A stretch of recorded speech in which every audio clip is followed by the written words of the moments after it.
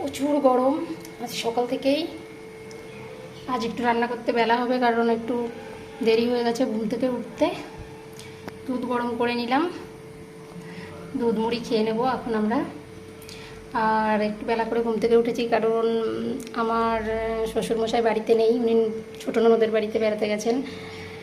এই কারণের জন্য একটু চার হাত পা ছড়িয়ে ঘুমোচ্ছিলাম রিল্যাক্স করে, দেরিতেই উঠেছি।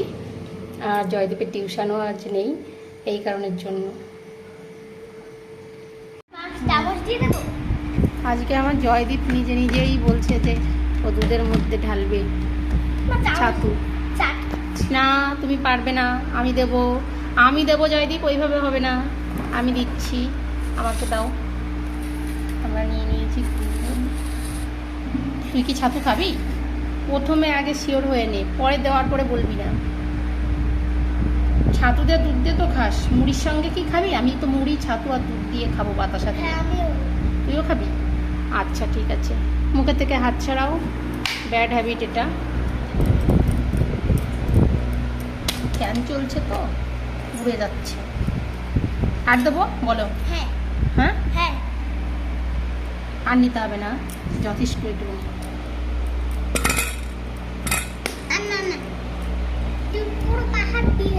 বন্ধ করো তো। না পাহাড় নিইনি আমি, এইটা আমারটার থেকে তোমাকে দিয়ে দিচ্ছি চামচে করে দিয়ে দিলাম। নাও এবার বন্ধ করো ঢাকনটা ছাতুর বয়ামের, ভালো করে,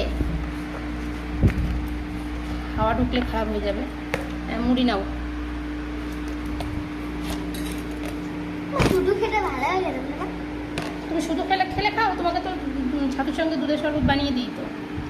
শুধু খাবে না মুড়ি নেবে? মুড়ি নেবে? হ্যাঁ চলো নাও, মুড়ি দিয়ে মেখে নাও সুন্দর করে চামচ দিয়ে।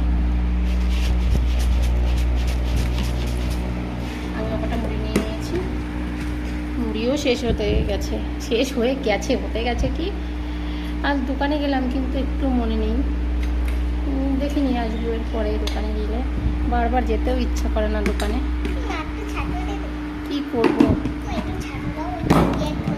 সবাই বলে যে আর কি কাজ কোনো কাজই নেই বলে বাড়িতে বসেই থাকি, কিন্তু সারাদিন চারটে হাত পা আবার এক জায়গায় রাখতেও পারি না। আর নিস না জয়দীপ, এইভাবে নিলে হয়? চামচ লাগে তো, খেতে পারবি না, নষ্ট করবি, তারপরে খাবার নষ্ট করতে নেই।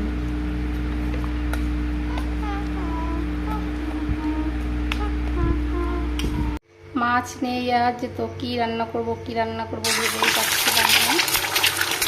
তো শেষমেশ নিজে থেকেই মেনু তৈরি করে ফেললাম। হয় ডিম ছিল তিনটে ডিমের একটু ধীরে ধীরে ভুজিয়া করে নেবো আমি এইভাবে।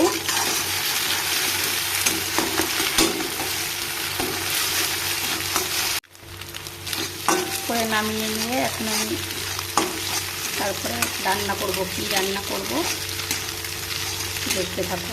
তো আজ ডিসাইড করেছি যে বেগুন দিয়ে আর ডিমের ভুজিয়া দিয়ে একটা রান্না করব। এই রান্নাটা আমি প্রায়ই করি, তো আজ সেটাই করব, কিছু নেই। ছোটো যে কালো বেগুনগুলো পাওয়া যায় ওই বেগুনগুলো দিয়ে আমি রান্না করবো। একটা তেজপাতা দিলাম আর শুকনো লঙ্কা ফোড়ন দিয়েছি, আর এখানে জিরে আর গোটা গরম মশলা আছে অল্প, একদম অল্প পরিমাণে, একটা দুটোতে, এবং গোলমরিচ, জায়ফল, এলাচ, দারচিনি সবই অল্প পরিমাণে আছে। আর এবার আমি দেব পেঁয়াজ।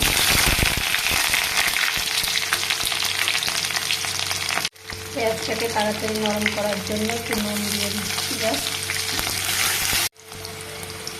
পেঁয়াজ দিয়ে দিয়েছি, একটু নুন দিয়ে দিয়েছি সামান্য, যাতে একটু তাড়াতাড়ি সফট হয়ে যায় পেঁয়াজটা। আর হালকা গোল্ডেন কালার হয়ে গেছে পেঁয়াজগুলো। এখন দিয়ে দেবো আলু। যারা আলু খেতে পছন্দ না করেন আলু দেবেন না, কারণ আলু অনেকেই পছন্দ করে না। আর আমি সাধারণত আলু খাই না বেগুনের তরকারিতে, এটা শুধু বেগুন দিয়ে দিলেই বেশি ভালো লাগে, কিন্তু আমার ছেলেটা জেদ করলো মা আলু দেবে আলু দেবে, ও আলুটা ভীষণ পছন্দ করে, তাই ওর জন্য আলুগুলো দিয়েছি। আর একটু অন্য রকমের হচ্ছে ওই জন্য এগুলো এখন ভালো করে লাল লাল করে ভেজে দেবো। আলু আর পেঁয়াজ লাল করে ভাজা হয়ে গেছে, এখন দিয়ে দেবো বেগুনগুলো। এখন দিয়ে দেবো পর্যাপ্ত পরিমাণে নুন আর হলুদ।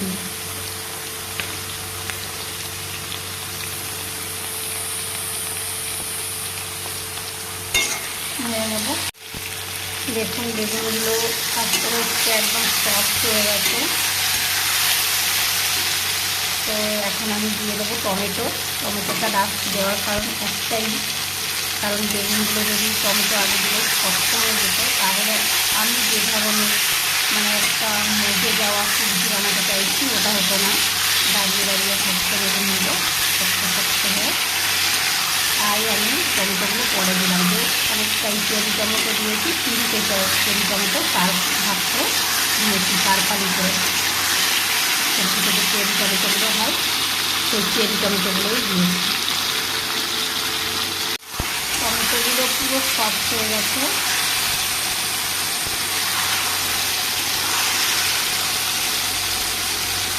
আর এখন লঙ্কাটা দিয়ে দেবো।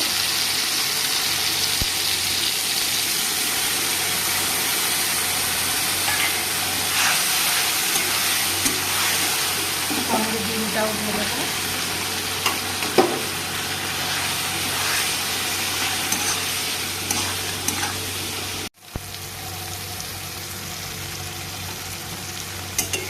লঙ্কার গুঁড়োটা ভাজা ভাজা হয়ে গেছে, এখন তেল ছেড়ে দিয়েছে, কোনো কাঁচা গন্ধ এতে নেই।